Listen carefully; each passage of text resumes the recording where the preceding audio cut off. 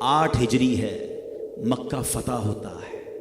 یہ وہی مکہ ہے، یاد رکھیے گا پیارے اسلامی بھائیوں، جہاں سے نبی پاک کو بڑے دکھ کے ساتھ چھوڑ کر جانا پڑا تھا۔ 53 ایئرز میرے آقا ون نے وہاں گزارے تھے۔ میرے آقا کی پیدائش وہاں ہوئی، نبی پاک کا بچپن وہاں گزرا، جوانی کے ایام وہاں گزرے، میرے آقا نے کاروبار وہاں کیا، نبی پاک کا پہلا نکاح وہیں پر ہوا۔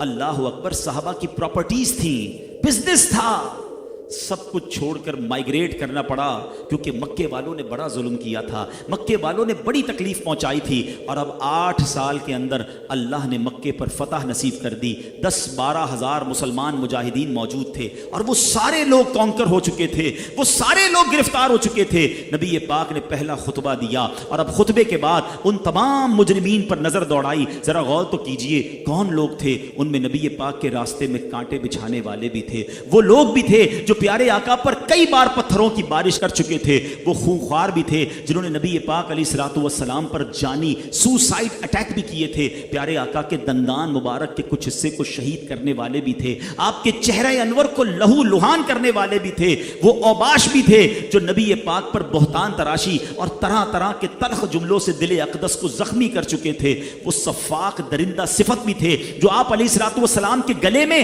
چادر کا پھندا ڈال کر آپ کا گلا گھونٹ چکے تھے۔ جی ہاں، وہ بھی تھے کہ جن کے اندر جو پیاس تھی نا، خون کی پیاس، وہ نبی پاک کے مبارک خون کے بغیر بجھ نہ سکتی تھی، ایسے جانی دشمن بھی تھے۔ ہاں، یہ وہ بھی تھے جنہوں نے سیدنا حمزہ رضی اللہ تعالیٰ عنہ، نبی پاک کے پیارے چچا جان کی ناک کان کاٹنے والے، ان کی آنکھیں پھوڑنے والے، ان کے جگر کو چبانے والے بھی ستمگار موجود تھے۔ حضرت صہیب، حضرت عمار، حضرت خباب، حضرت خبیب، حضرت زید بن دحینہ رضی اللہ تعالیٰ عنہ وغیرہ کو رسیوں میں باندھ کر مار مار کر جلتی ہوئی ریتوں پر لٹانے والے موجود تھے، چٹائیوں میں ڈال کر اور دھونی دے کر بے ہوش کرنے والے لوگ موجود تھے، سینکڑوں بار گلا گھونٹنے والے لوگ موجود تھے، یہ سارے موجود تھے۔ اور اب نبی پاک انہیں دیکھ رہے ہیں، وہ سب سوچ رہے ہیں آج مارے گئے، آج تو بوٹی بوٹی کر دی جائے گی، آج ہم بچنے والے نہیں ہیں۔ پیارے آقا نے فرمایا بتاؤ تم کیا چاہتے ہو، میں تمہارے بارے میں کیا فیصلہ کروں؟ وہ بہت ڈر گئے، وہ لرز گئے، مگر بڑی للچائی ہوئی،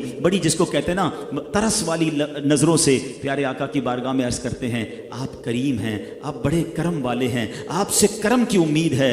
اللہ اکبر، ذرا سوچئے اتنا ستانے والا کوئی سامنے آ جائے، اتنا تکلیف دینے والا کوئی سامنے آ جائے، اپنے ساتھیوں کو شہید کرنے والا کوئی سامنے آ جائے، اور آج موقع ہے بدلہ لینے کا، لیکن سبحان اللہ، رحمتیں اور پیارے آقا علیہ الصلوۃ والسلام کی کرم نوازی دیکھیے۔